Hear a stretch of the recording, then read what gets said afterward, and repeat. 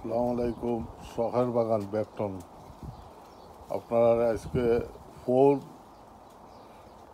মে 25। আজকে temperature outside মানে 12, সর্বোচ্চ 12, নিচে 7। এখন এই গাছগুলার আমি একটু গুইরা রাখছি। আজকে বেশি ঠান্ডা, অতদিন আপনার গরম আছিল।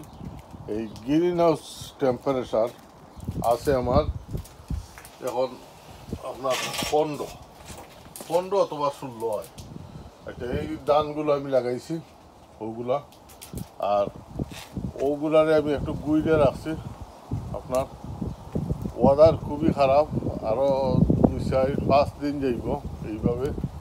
এগুলারে আপনারা একটু গুইরে যদি রাখুন, যাতে বাতাস একটু কম লাগে, তখন আবার আরও 1 সপ্তাহ পরে যদি আপনার গাছগুলা লাগাইলেই যায়, ইনশাল্লাহ আর কোনো অসুবিধা হইতো না।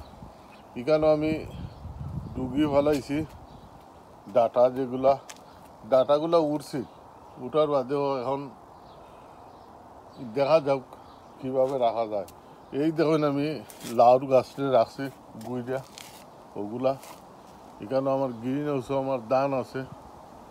আর অন্য আর একটা আকর্ষণীয় হইল, ও দেখুন আমি বোতলের ভিতরে, দেখুন আপনি বোতলের ভিতরে আমি শশা রাখছি। ইনশাল্লাহ এই গাছ এগুলো নষ্ট হইতো না। একটি বাতাসটা কি তো আপনার একটু বাঁচবো। এই দেখুন আমার বোতলের ভিতরে আছে, এগুলো আমি রাখছি। দেখুন বোতলও রাখছি, কেন কিছু গুইটা রাখছি আমি। আর একটার ভিতরে আমার ধান আছে। এখন রাইসগুলো দেখা যাক কিতা হয়।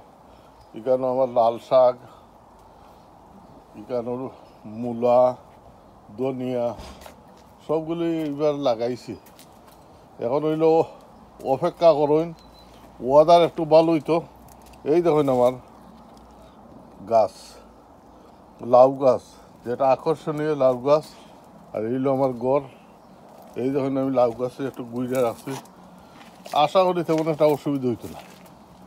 এখন হইল আপনারা আমার মতো এভাবে একটু গুই দিয়া, যাতে ঠান্ডা কম লাগে, ওভাবে রাখেন। ইনশাল্লাহ গাছ তেমন একটা ক্ষতি হইতো না। আর এখনও তো আরও টাইম আছে, আপনি 15 মে পর্যন্ত লাগাইন, অসুবিধা নাই, টাইম আছে।